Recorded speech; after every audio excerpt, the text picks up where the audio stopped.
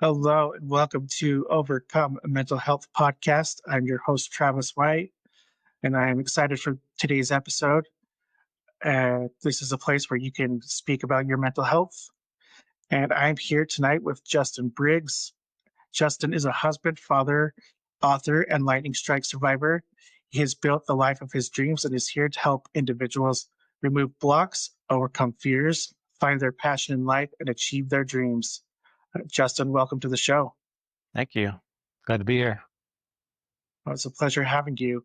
And I'm just going to turn the microphone right over to you and have you tell us about your journey.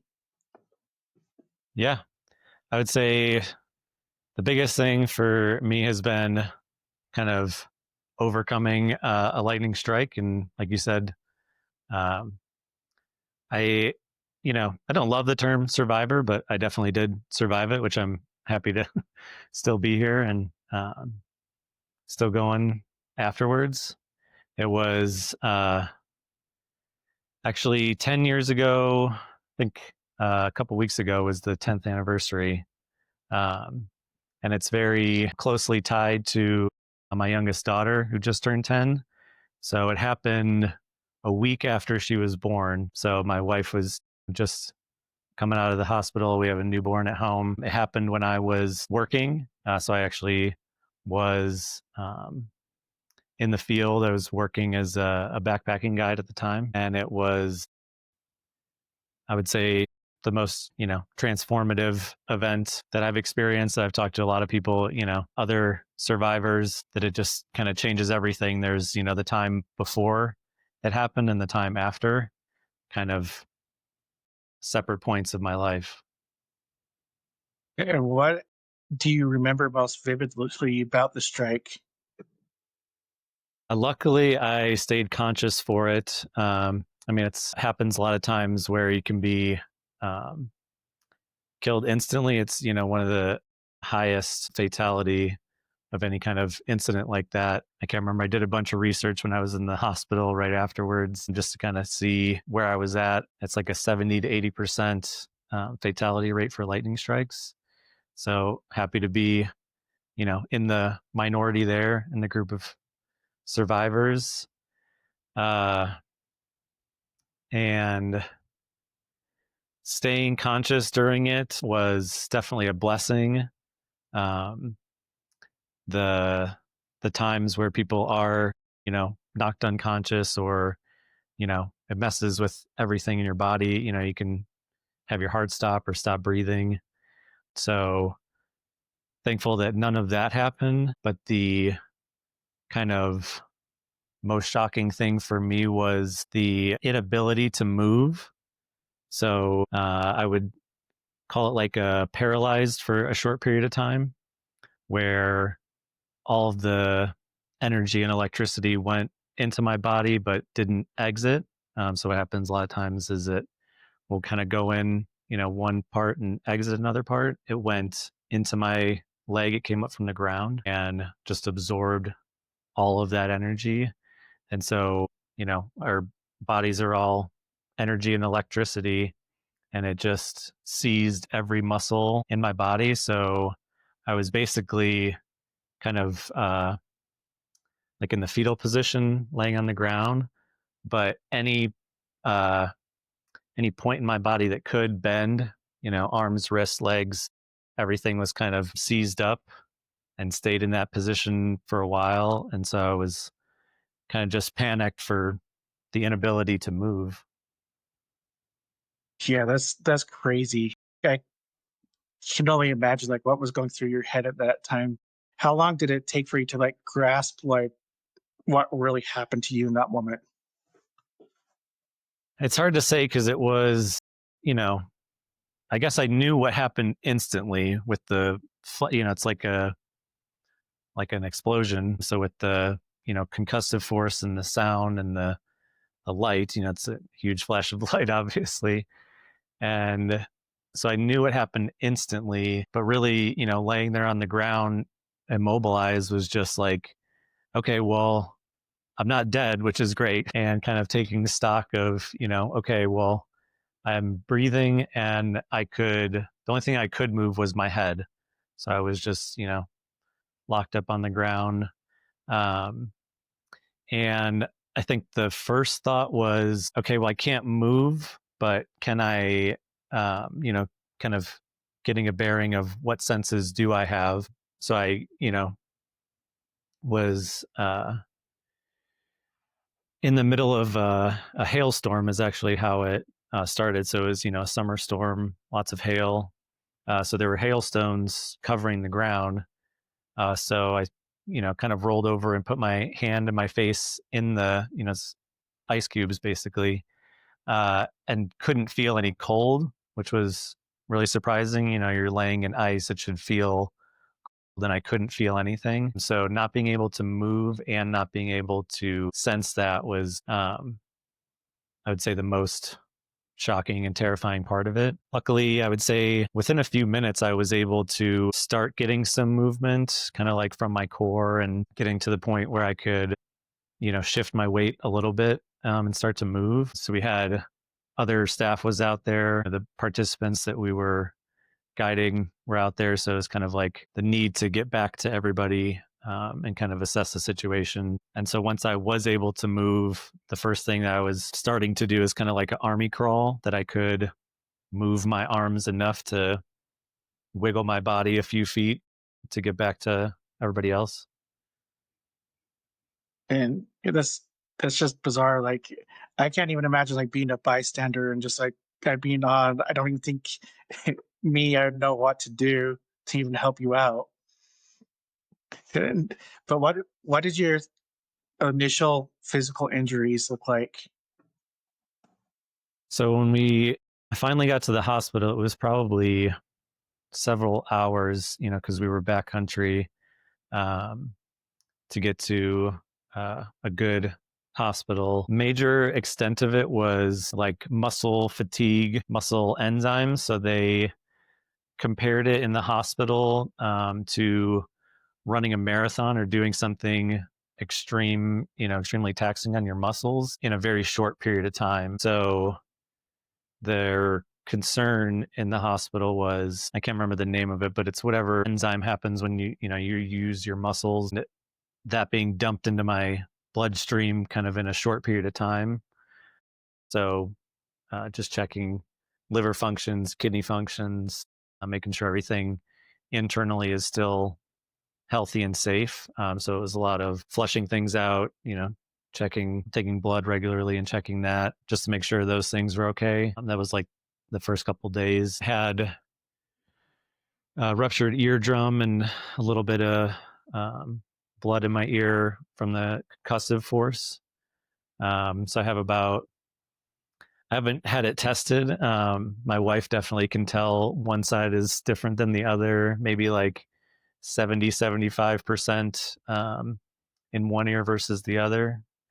Um, and I would say the biggest lingering thing is what it affected in my leg. So where it kind of um, came up my right leg and had a burn scar on my leg, really affected everything in that area. So my foot, my ankle, going up my lower leg was pretty bad for a while, and took a lot of physical therapy to help with that.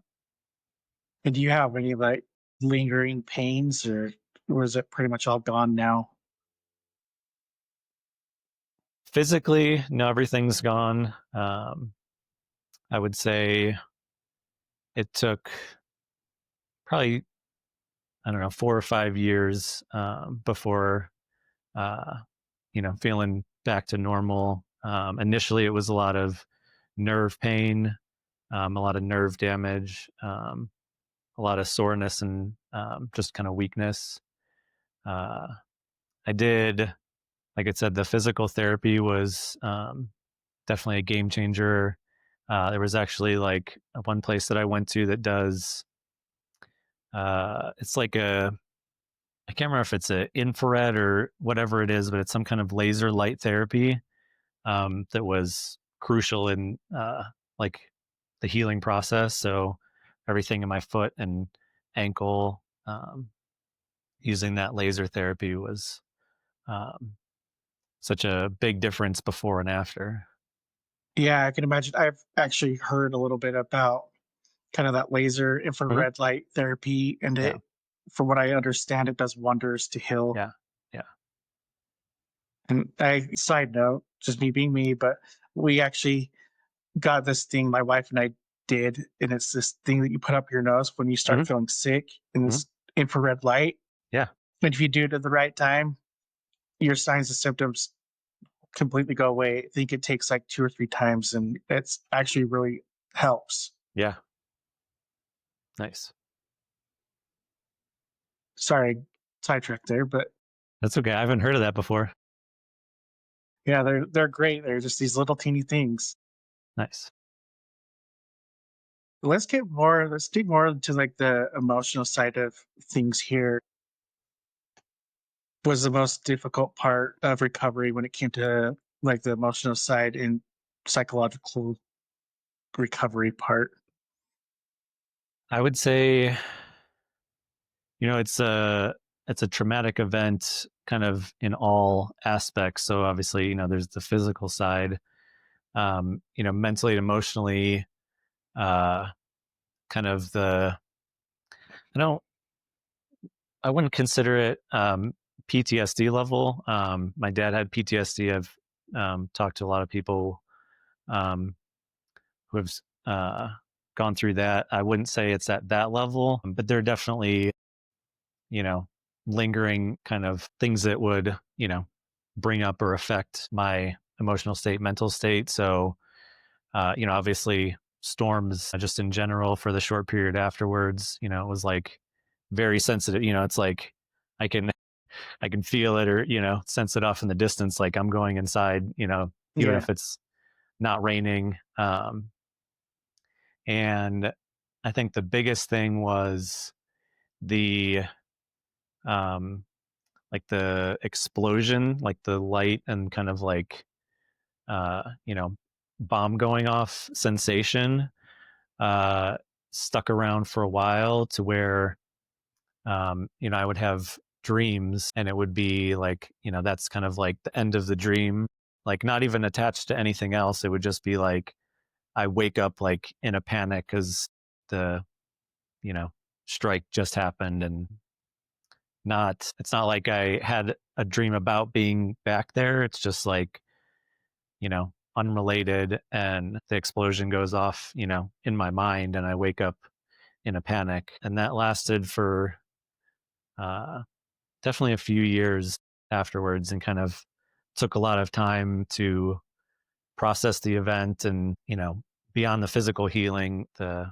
mental and emotional healing to get past that, fear that had so much control over me.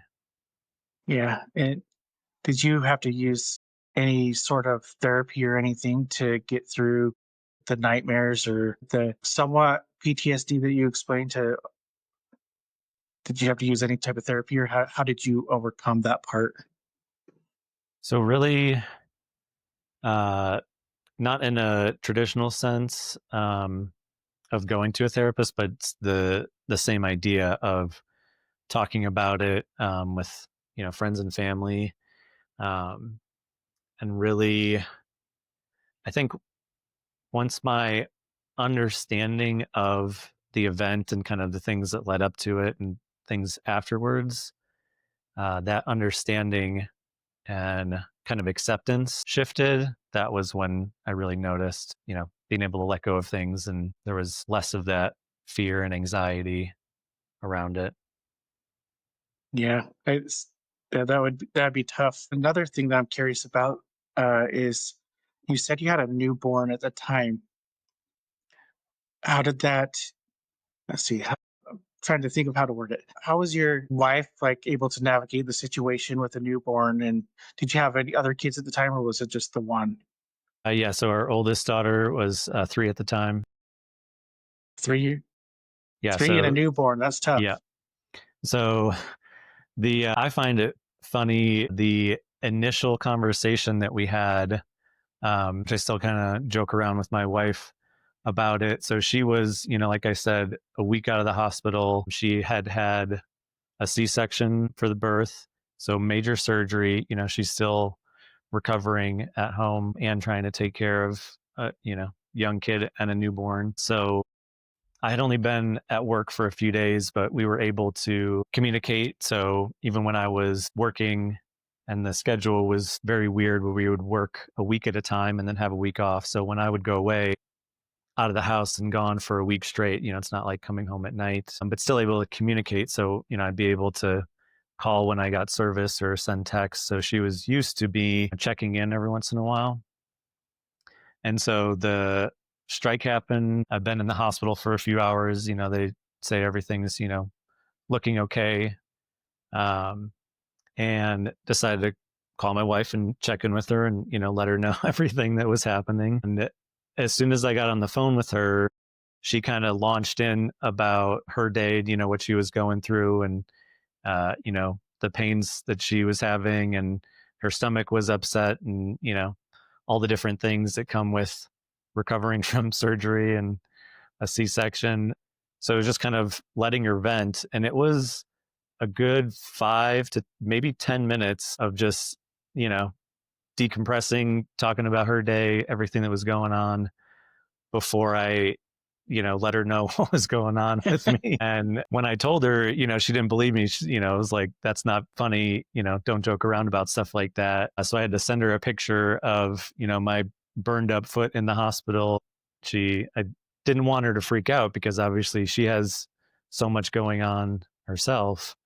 But, I'm good. I'm alive. I'm, mostly intact and, I'll be home as soon as possible. Yeah. The fact she's got mad at me for not saying something immediately, like whatever I'm going through, just interrupt me and tell me like you're in the hospital. But, Yeah, I would have probably done the same thing and let my wife vent before I yeah, said anything, just because it's like she's getting out her frustration before, I guess, the bigger blow. right. Yeah. I don't need to add to your plate. Yeah, yeah, that's crazy. And those dark moments that you've been explaining, and how were you able to stay strong for your family even while you were struggling?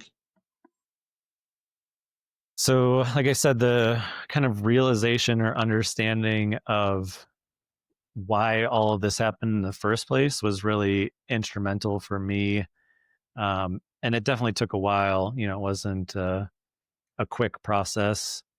Um, so I think once I had kind of talked to people about the incident initially, it took a while for the realization to hit. But um, so it came to me where I basically called this into being or, created this thing happening to me without even intending to or realizing it. So it was probably a year or so before the strike happened. I was talking to my wife, sitting outside, summer thunderstorms off in the distance. I've always been fascinated by lightning, just the, power and magnitude. People describe it like the temperature and energy of the surface of the sun in an instant. And it's, happens all over the place, but it's not something that we can really comprehend that much power. And just kind of random comment to her that I said, I wonder what it would feel like to be hit by lightning, not realizing. And, she laughed it off and, didn't really pay much attention to it or talk about it after that, just something random that I said. And I'm glad I put the stipulation that if I could survive. So the whole piece of it, if I could experience that much power and, live to tell the tale. And I said that, I put that out there. So realizing that that was something that I had asked for and I got it was, kind of a huge revelation. And so, moving forward, it's like, even in those dark times, it's like, there's a lot of pain and suffering and, challenge, but that was something that I asked for, and I got it. So, learning that lesson of like, be careful what you wish for, be careful what you ask for. So now, I only put out there positive things that I want to have happen. It's like, all right, if I'm going to say something, it's going to be intentional. It's going to be, for my good, my family's good, the greater good. Um, so, and also kind of recognizing that it is like an ability or a power that we have, to create things and bring things into life, into reality. So, people ask afterwards, even in the hospital and days after, and, whenever I talk to people about it, if I notice anything like a superhero that, things have changed. I tried in the hospital touching my phone to a finger to my phone to see if I could charge it or have any kind of electrical changes, but no physical, superpowers. But I would say that realization of like this is the power that we have as kind of a superpower now. So using words as a tool or a power. Yeah, I hear all this, and first of all, I hope I haven't said anything to my wife that I'm going to manifest upon myself. You got to go back Because and check. I was like, I've been sitting here for a second, like, Yeah. is there anything? Like, I don't think there has been, but I never know because, Yeah. and a lot of times I say stuff out of sarcasm and stuff. So I hope I haven't said anything that's going to Yeah. You got to like realize the happen to me. intention. But then, second thing that I was thinking about was I hear your story, and I was like, I just think you're so lucky to. Let's see. I don't know. Have so much less happen to you than what could have been. Like I don't want to minimize it at all because it's not what I'm trying to do. Yeah. But I feel like it could have been so much worse. But you, Absolutely. not that what you went through wasn't hard or challenging, but No, I agree. I've you're talked to here and other survivors and, the physical effects, that could be, lingering, the emotional damage. Yeah. It's definitely for how bad it was and, it was traumatic. It's weird to say I'm grateful that it happened and it happened the way that it did. Moving forward from it, I I appreciate, you know, the things that led up to it and the moment and everything afterwards. So yeah, it's weird to say, being grateful that I got struck by lightning. I don't want it to happen again. That's for sure. It's a one and done, I don't, wish it upon anybody else. I would not recommend, hey, this is an experience for everybody. Definitely not.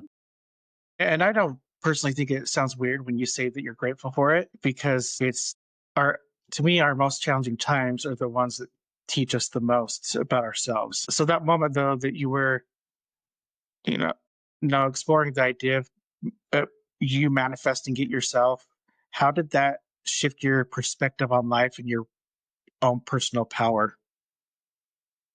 Yeah, that's where things really started to turn for me because going through kind of that dark period that is, like you said, um, having those challenges and struggles kind of defines, okay, which way are you going to go, succumb to, you know, all those things and kind of let the darkness, take over or, decide, to do something different and make a change and, learn from it, grow from it, whatever it is.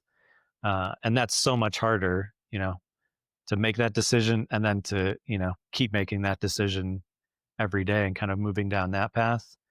Uh, for some reason, I don't really know why or where it comes from, but I really enjoy the struggle. Um, I've had other kind of, you know, big events and, that's just one of them. But those times are what I don't enjoy it the most. Because obviously the, great times after the struggle are amazing. The ability to see the progress and all the, fruits of your labor. I love that part of it. But there's something about being challenged. Am I able to rise to the occasion? What about my skills and abilities and fortitude can I apply here? And, you know, what can I learn from it? It's always like the opportunity to evolve and grow in those times is something that I enjoy. Um, and so I think learning that about myself and also sharing that with others, I don't think that's a typical response to challenging events and struggle. So, people are always kind of curious about that and want that for themselves. And I think a lot of times there's the desire there and just the understanding or the, I guess, guidance or skills needed to kind of go through that process isn't always there. So that's what I love, sharing with people and then giving them those tools so that they can go on and do it, for themselves. And the same thing, then they can go on and do it for other people. So it's kind of that pay it forward mentality and, just keeps growing and spreading throughout people throughout the world. Yeah, I love that, and I admire your totally positive mindset through these struggles because being honest, I don't always have that. My wife always tells me I'm very pessimistic Okay. and I'm trying to overcome that because she's the more optimist in our relationship. And so like every time I'm going through something bad, she has to sit me down and be like, okay, don't be pessimistic about it. Like things are gonna be better, can't get any worse from here. I'm like, well, can't they? Like, are you sure? So she keeps me on my toes, but I really love that positive mindset. So somebody who's kind of struggling with that, what tools would you give them or advice would you give them to start thinking, like get their mind in a place where they can think that way? So definitely starting small is always the kind of basis for it. So, we do things every day, every week, every month, sometimes without even realizing, that we just, overcame something or, did something challenging. And so figuring out and identifying those things in your daily life is crucial to be like, you know, instead of overlooking it or just, like downplaying it, doing the opposite. So it's like, identifying it, focusing on it, kind of like shedding light on I do things. I, have overcome things or, big events in the past. So recognizing those successes and then building on it moving forward is okay, whatever the next, big thing that comes up is again starting small. So I think what happens a lot is whatever the challenge at hand is seems daunting because it's, complicated or lots of steps or, might take a lot of time. And once it's broken down into, manageable things like what is it? How do you eat an elephant? Right? One bite at a time. It's like, yeah, you're not gonna, swallow a whole elephant. You're not gonna take on this huge project or, event all at once. So you take it one bite at a time and you have that consistency is the greatest thing. If you can do anything for a long period of time, then anything's possible. And you hit on a word that I really like right there is consistency. Because I think when it comes to, and I'm not just saying mental health here, I think physical, it's right there with it. But if you're consistent in doing something, you can overcome anything. And it's so much easier to stay focused. So, with this journey of self discovery and going through your recovery, how did that experience evolve your relationships with maybe your wife or as a father? Yeah, it was huge. So kind of my transformation was, going from really just kind of existing and, going through the motions to, a lot of people having experiences, like this or, other uh, traumatic events. It's like a second chance at life. I wouldn't say that was really the driving force or kind of sentiment for me, but just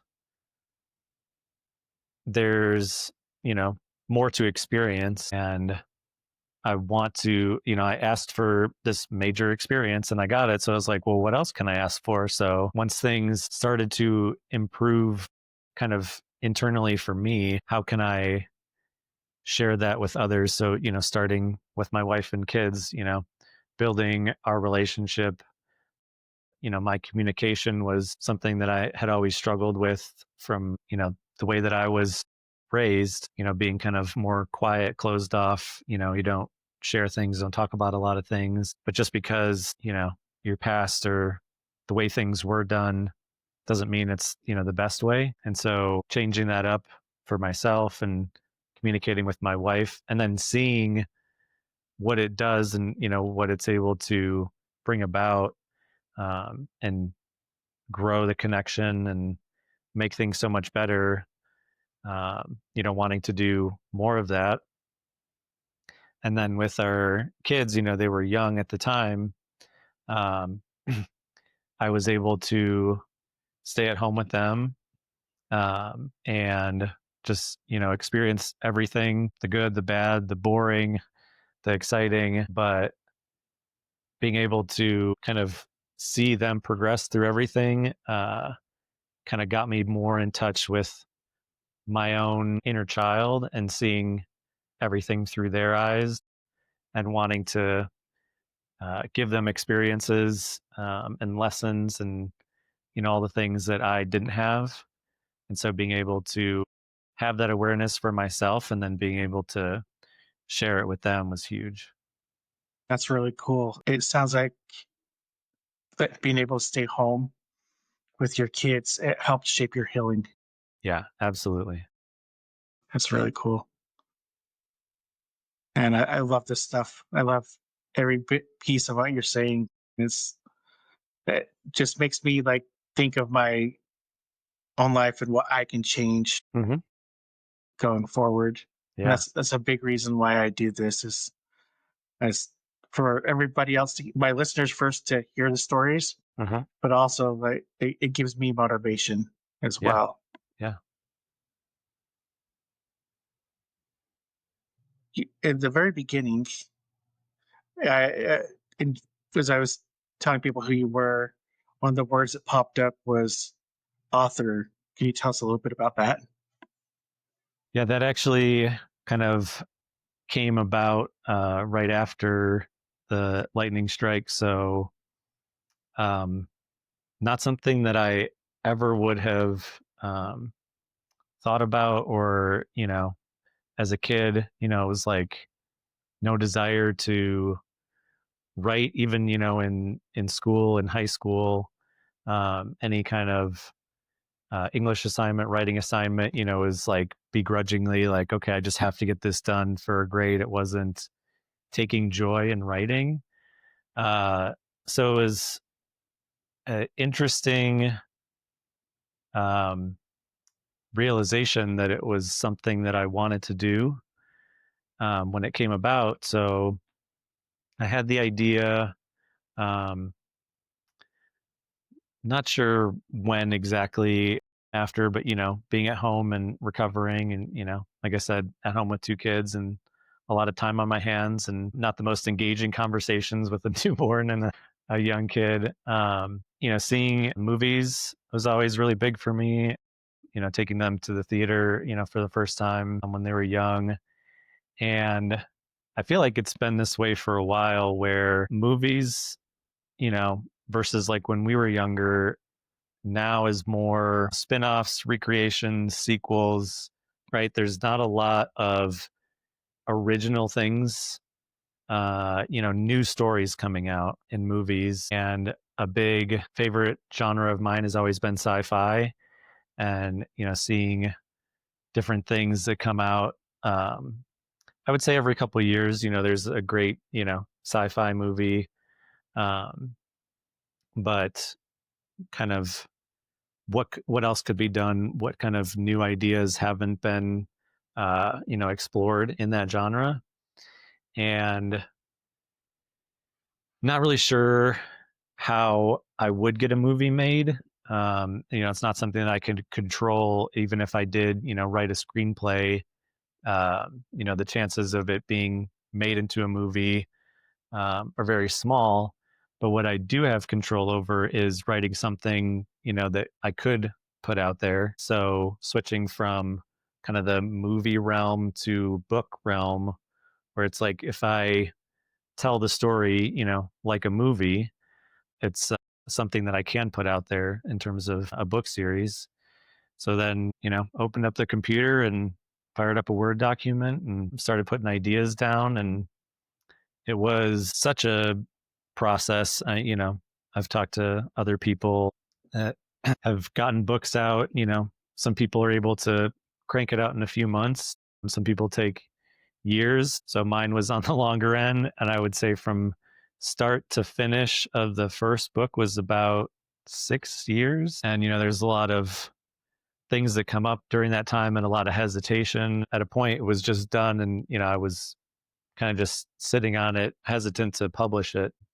But yeah, it's been, uh, you know, another journey, learning process, challenge, all those things to, come to a point where I just published the second book in the series a couple months ago and, working on the third book in the series.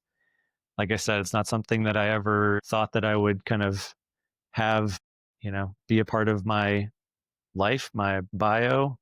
But now that it's out there, I talk to people, people read it and ask questions. And that's like my favorite thing is discussing it, how it affected people, what they thought of it. I've had these ideas and things going around my mind for years now. So that's been, I think, my favorite part. That's really cool. Even though you said you sat on it for a bit, Yeah. now it's out there. You did it. Kudos for you. I can't tell you how many times that I've had an idea and just didn't even do anything about it. And I see somebody else like create something that's like it, and I'm like, why didn't I just do that when I said I was going to do it? Yeah. That's what the interesting thing I've seen with like creativity and ideas is, it's almost like it comes to you, right? Like you are presented with this idea and you don't really know, kind of the catalyst or the inspiration behind it. It's just that like you have it, and if it's hard to say like does it that same idea kind of come to a bunch of people, because there are stories like that where it's like, this person is creating this thing or this person is, writing this thing or whatever it is. And it's like, how do so many people have, kind of similar things? And what's your interpretation of it? Because like whatever you thought of and creative might be different from somebody else. Yeah, it's crazy. I want to say it was my therapist.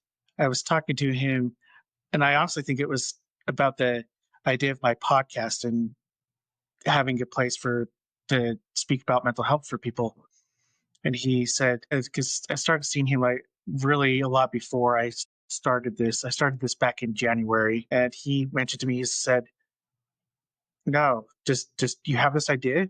I think it's great. You just need to push forward and do it. Otherwise, somebody else is going to get the same idea and do exactly, almost probably to a T, take it from you as if it wasn't yours anymore. So it's up to you to take what the universe is giving you Yeah. and act upon it." Yeah. And you did. Yeah, I'm here, so Yeah. We're here. it is. Yeah. That's absolutely how I felt. So the reason that I kind of got over the fear of, putting something out there for people to experience with the book was that idea. If I didn't and if I waited and something came out just like it, I would have like it's, heartbreaking because yeah, it's like something, you're so passionate and like, you know, you created something and then watching somebody else do it, yeah, would be yeah, couldn't couldn't come back from that, I feel like. Yeah, it's I could imagine the one thing that the one idea that I had right before it came out was, you know, I don't believe to this day that I had the skill set to do it or knew the correct way to do it. But I remember going to a restaurant and it was super busy, and this was before like they had any app or phone system to link it directly to your like mobile number, like to text you. So I told my wife, I was like, how cool would it be if I could create an app that we could just enter in our phone information and it would just text me back and tell me how long the wait was for specific restaurants, the ones that are Yeah. busy. She's Yeah. like, that would be really cool. A year later, guess what popped up? Yeah. I was like, oh man, we could be living a totally different lifestyle at this point if I would have done this. But the great part about that is, your ideas are, worthwhile. Huh? So then whenever the next one comes around, you're like, okay, Could I pick that up faster and act upon it? Yeah, awesome. Well, just a couple, honestly, like little follow up questions here. And this one, so I got us on kind of a sidetrack there, but I love books, so I had to ask. Uh, but I asked this question. It's pretty general, but I like to hear the response that I get from everyone because they're all so different. What would you say is the biggest stigma in regards to mental health?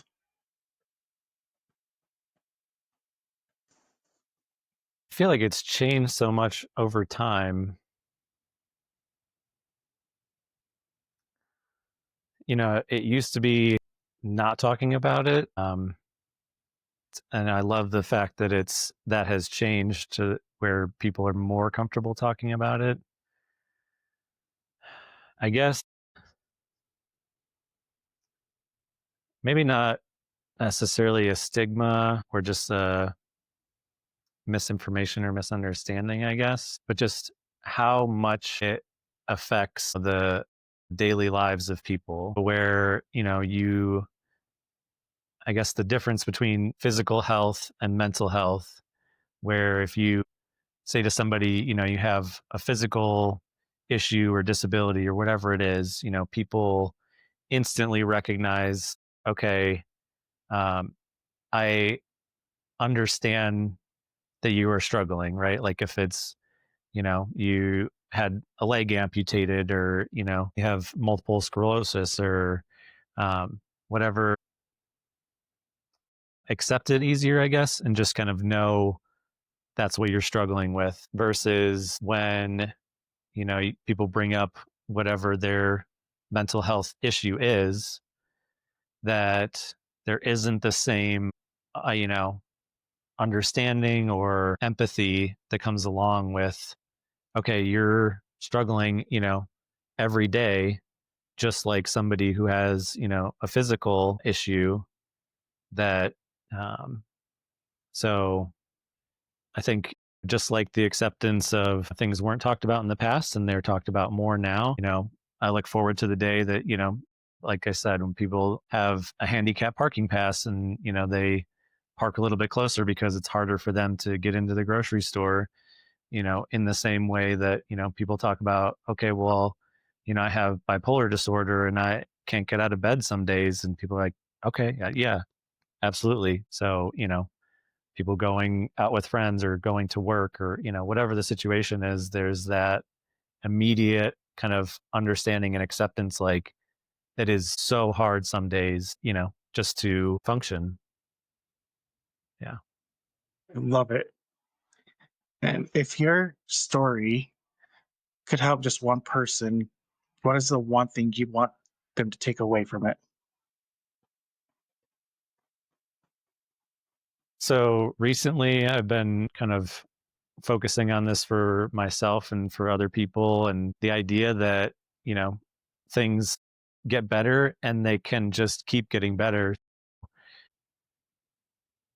I guess, not being limited by circumstances or situations or all the things that kind of tend to overwhelm you, that, looking at small things, small victories, small success, um, it just builds. And that idea that, like, whatever you think the best situation or best scenario possible, is possible that it can be better than that. And it's like, and then you get to that point and you didn't think it could get better, and then it keeps getting better. So it's always surprising. And I love hearing from people, that I've talked to and worked with, that it's just so surprising, and it's so motivating and uplifting. And, it's just, yeah, that simple idea is one of the best things out there.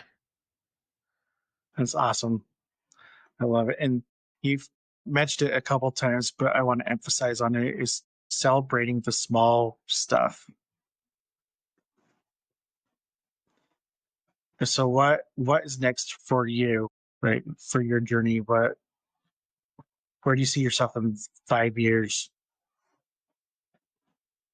So right now, like I said, is I'm working on the third and final book of this series that I've been, 10 years now in the making, after the lightning strike, and having the trilogy, done and out there, and people experiencing it. If it ever was, you know, able to be made into a movie, book adaptation into a movie, I would love that. That's something that I would want to create and be a part of, and have people, go to the theaters and be excited about, a movie trilogy that's new and different. Spending time with my wife and kids always has been, and it's just continues to amaze me. Our kids are older now, moving into teenage years, and I guess experiencing all of the different stages with them. People talk about, being worried about different parts, the terrible twos, or, kids going into, becoming teenagers, and all the drama and things that come along with that, but instead of looking at the negative things, like I said, I'm always trying to look at the positive things.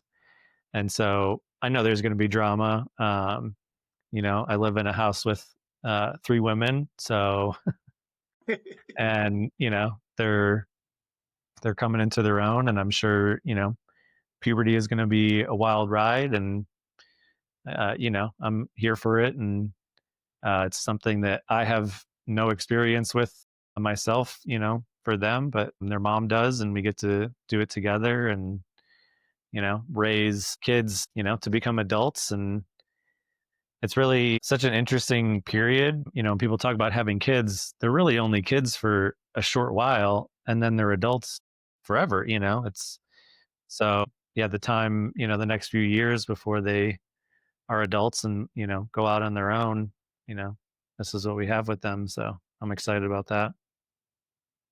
Awesome. I love it. And I have a daughter and two sons, and my daughter is 5 years old now. She's my oldest. And I am completely petrified of those teenage years, just Yeah. because she's really the best way to describe her is she's a spitfire. Yeah. She's really That's sweet and good. sassy, but I'm totally petrified because I don't know what the future holds with this. Yeah, Yeah. She's going to be a strong woman. yeah, this what I'm hoping for. So, Yeah. but Excellent. and awesome. Last thing is there anything that we did not discuss today that you would like to bring up? I don't think so. And that's, I feel like we covered a lot, and yeah, that was excellent questions to get me thinking about, my own stuff, and, um, yeah, introspective, and being able to share everything. That was excellent. Awesome. Well, I thoroughly enjoyed our time here. I admire the work you're doing, and I'm absolutely glad that you survived Yeah. and Me that too. you're using your story to help people out and push through their own struggles. That's a lot. So thank you again for coming on the show. Definitely. Thank you. Thank you to all the listeners out there. Thanks for spending this hour with us. Please follow us, like our stuff, share it, and subscribe. That's the best thing you can do for us right now. Just get our name out there. Thanks again for listening. Until next time.